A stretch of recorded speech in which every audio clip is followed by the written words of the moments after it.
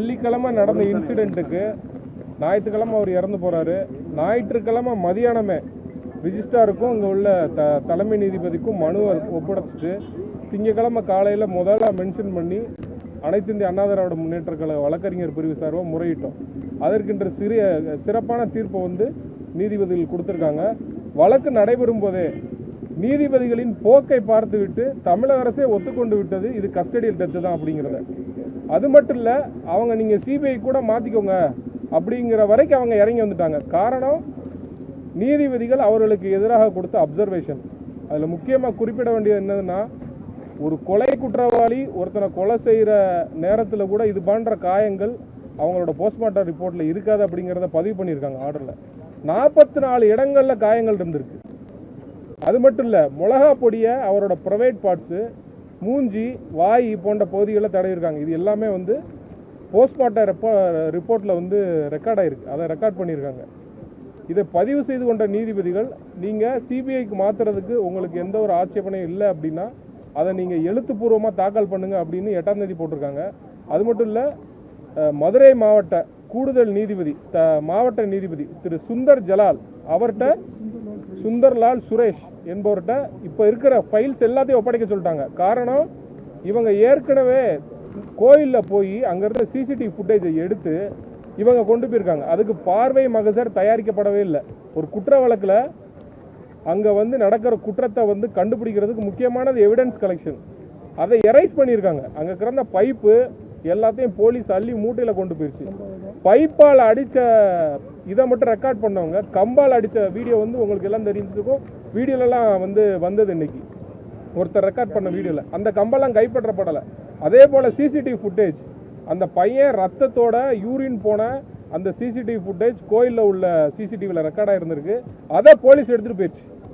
எடுத்துகிட்டு போய் எங்கே வச்சுருக்காங்கிறது தெரியல. இப்போ கேட்ட பிறகு ஒரு ஸ்பெஷல் பிரான்ச்சோட ஒரு இன்ஸ்பெக்டர் எடுத்துகிட்டு போனாங்கிறத தமிழக அரசு ஒத்துக்கிட்டு இருக்கு. அதை எல்லாத்தையுமே வந்து இன்றுக்குள்ளே நாளைக்குள்ளே அந்த நீதிபதி ஏற்கனவே நியமிக்கப்பட்ட நீதிபதி கிட்ட பூராத்தையும் ஒப்படைக்க சொல்லிட்டாங்க. ஒப்படைச்சிட்டு வழக்கை மறுபடியும் 8ஆம் தேதி ஒத்தி வச்சிருக்காங்க. தமிழக அரசு செய்யக்கூடிய எல்லா குற்றங்களையும் முதல் ஆளாக எதிர்க்கட்சியாக இருந்து நாங்கள் நீதிமன்றத்தின் கதவை தட்டி பொலிட்டிசைஸ் பண்ணணும் அப்படின்னு சொல்லி நீதிமன்றத்தில் அரசு வழக்கறிஞர் சொன்னார். அதுக்கு நீதிமன்றம் அவர்களுக்கு சரியா பதிலை கொடுத்தது. நீங்கள் இதே பொலிட்டிசியன் தான் வந்து நீங்கள் ஏற்கனவே பண்ணீங்க. இவங்க அரசு நடக்கும்போது அந்த தூத்துக்குடி சம்பவத்தில் நீங்கள் பண்ணாதான் அவங்க பண்ணுறாங்க. அதனால வந்து இது ஒன்றும் தப்பு கிடையாது. எதிர்கட்சியாக இருக்கிறவங்க அவங்க கண்டிப்பாக வந்து ஆளுங்கட்சி செய்கிற தப்பை சுட்டி காட்டத்தான் செய்வாங்க அப்படிங்கிறத அப்ரிஷியேட் பண்ணாங்க. அதனால் 8ஆம் தேதி மீண்டும் உரிய உத்தரவுகளை பிறப்பிக்கப்படும் வந்து நீதிமன்றம் கூறியிருக்கு. நல்ல ஒரு பாசிட்டிவான வழியில் இந்த வழக்கு போகுது. அவர்களுக்கு ஒரு நிவாரணமும் கிடைக்கிறதுக்கு இன்றைக்கி கேட்டாங்க, ஏற்கனவே எவ்வளோ பணம் கொடுத்துருக்கீங்கன்னு. வெளியே நீங்கள் எல்லோரும் நியூஸில் 10 லட்சம் 5 லட்சம் போடுறீங்க. அவங்க தமிழக அரசே ஒத்துக்குச்சு. இது வரைக்கும் சல்லி பைசா கொடுக்கல. அது எவ்வளோ கொடுப்பீங்கன்னு கேட்டு சொல்லியிருக்காங்க. விக்டிம் காம்பன்சேஷனுக்கு கீழே எவ்வளோ ரூபா கொடுக்க போகிறீங்கிறத கேட்டிருக்காங்க. அதையும் வந்து தமிழக அரசு கேட்டு சொல்கிறேன் அப்படின்னு சொல்லியிருக்கு. 8ஆம் தேதி அவங்களுக்கு அந்த காம்பன்சேஷன் கிடைக்கிறதுக்கும் அந்த ஃபேமிலிக்கு வாய்ப்பு இருக்குது. சிபிஐ பொறுத்த வரைக்கும் அவங்களே ஒத்துக்கிட்டாங்க. சிபிஐக்கு மாற்றன்னா மாற்றிக்கோங்க அப்படிங்கிறத ஒத்துக்கிட்டாங்க. காரணம், நீதிபதிகள் அவர்கள் அரசுக்கு எதிராக பதிவு செய்த உத்தரவு, அவர்கள் கொடுத்த அப்சர்வேஷனை பார்த்துட்டு ரொம்ப மோசமாக போயிருங்கிறத உணர்ந்துட்டு அவங்க வந்து நீங்களே சிபிஐ கூட மாற்றிக்கோங்க அப்படிங்கிற லெவலுக்கு வந்துட்டாங்க. நீங்கள் ரிட்டர்னில் ஃபைல் பண்ணுங்கன்னு சொல்லிட்டாங்க நீதிபதிகள். அதனால் ரிட்டர்னில் அவங்க வந்து மேபி 8ஆம் தேதி ஃபைல் பண்ணலாம். சிபிஐ பொறுத்த வரைக்கும் பிரேத பரிசோதனை அறிக்கையில் ஒரு கொலை செய்கிறத விட இந்த அளவுக்கு தாக்கியிருக்க மாட்டாங்க, உடல் அனைத்து உறுப்புகளையும் காயம் இருக்குன்றத வந்து சொல்லியிருக்காங்க நீதிபதி சார். பிரேத பரிசோதனை அறிக்கையில் வந்து எந்தெந்த இடத்துல காயம் இருந்துச்சுங்கிறத தான் குறிப்பிட்டிருப்பாங்க. இந்த காஸ் ஆஃப் டெத்து தான் இருக்கும்.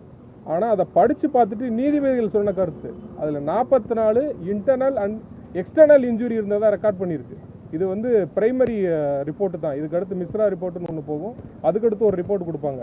இந்த ரிப்போர்ட் படி 44 இடங்களில் உள்ளேயும் வெளியும் காயங்கள் இருந்ததாக ரெக்கார்ட் செய்யப்பட்டிருக்கு. அதை பார்த்த நீதிபதிகளின் கருத்து தான் கொலை குற்றவாளி கூட இது போன்று கொடுமை செய்து ஒருத்தனை கொலை செய்ய மாட்டாங்க அப்படிங்கிறத ஆர்டரில் ரெக்கார்ட் பண்ணியிருக்காங்க. சார், இந்த தடயங்களை வந்து அழிக்கப்பட்டதா இல்லை சேகரிக்கப்பட்டுள்ளதா, அதை பற்றி என்ன சொன்னாங்க சார்? நீதிபதிகளை பொறுத்த வரைக்கும் தடயங்கள் அழிக்கப்பட்டதாக தான் அவங்க கருதுறாங்க. காரணம், இப்போ நீங்கள் ஓடின வீடியோவில் பார்த்தீங்கன்னா கம்பால் அடிப்பாங்க, அந்த கம்பு ஒடியும், திரும்ப வேறு கம்பை வச்சு அடிப்பான். ஆனால் அந்த பார்வை மகசரில் கைப்பற்றப்பட்ட பொருட்களில் வெறும் பைப்பு மட்டும்தான் இருக்குது, எலக்ட்ரிக் பைப்புன்னு எழுதியிருக்காங்க. அதில் அந்த கம்பல்லாம் இல்லை. இதுவே ஒரு முன்னுதாரணம். அவங்க வந்து எவிடன்ஸை டெஸ்ட்ராய் பண்ண ட்ரை பண்ணாங்கிறதுக்கு இதுவே முன்னுதாரணம். அது மட்டும் இல்லை, சிசிடிவி ஃபுட்டேஜை போய் கோயிலில் போய் எடுத்துகிட்டு போகிறாங்களே, அதுக்கு ப்ராப்பராக சட்டப்படி பார்வை மகசர் அவங்க தயார் பண்ணியிருக்கணும். பண்ணலை, அன்அஃபிஷியலாக எடுத்துகிட்டு போயிருக்காங்க. அது இப்போ கோர்ட்டில் சொன்ன பிறகு கோயிலோட ஏசியே வந்து சொன்னார். அந்த இன்ஸ்பெக்டர் முத்துகிருஷ்ணன் ராமச்சந்திரன் என்ற இன்ஸ்பெக்டர் எஸ்ஐ வந்து எடுத்துகிட்டு போனதாக சொல்லியிருக்காங்க. அவர் பேரை ரெக்கார்ட் பண்ணியிருக்காங்க. அது போக விசாரணை நடந்துட்டு இருக்கும்போது டிஎஸ்பி சஸ்பெண்டு அப்படிங்கிறதையும் கோர்ட்டில் சொன்னாங்க. அதையும் ரெக்கார்ட் பண்ணியிருக்காங்க கோர்ட்டில், மானாமதுரை டிஎஸ்பி. திமுகவினர் வந்து பேரம் பேசினதா சொல்றாங்களா? ஆமாம் சார், அது முக்கியமான கேள்வி சார். அதாவது திமுகவோட கவுன்சிலரோட தோட்டத்தில் போய் தான் வந்து இவனை அடிச்சிருக்காங்க ஒரு நாள்.